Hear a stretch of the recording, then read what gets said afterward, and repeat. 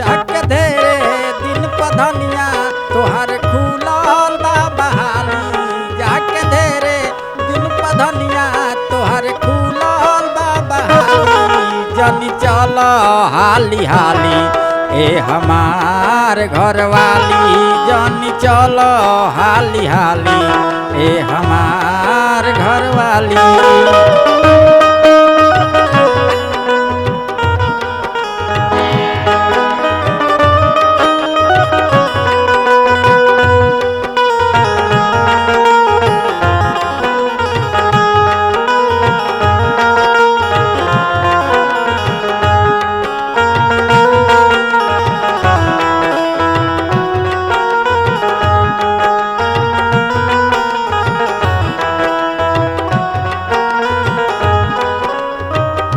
फजीरे भौजी हमके नया खबर सुनवली ह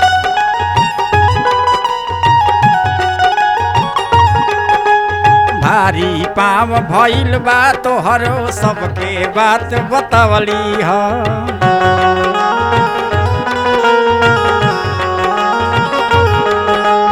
होत सवेरे भौजी हमके नया खबर सुनवली ह भारी पाव भइल बा तोहरो सबके बात बतवली ह हुकुम हमरे जहनी धोई ह अब तू चाय के पियाली हुकुम हमरे जनी धोई ह अब तू चाय के पियाली जनी चल हाली हाली ए हमार घरवाली जनी चल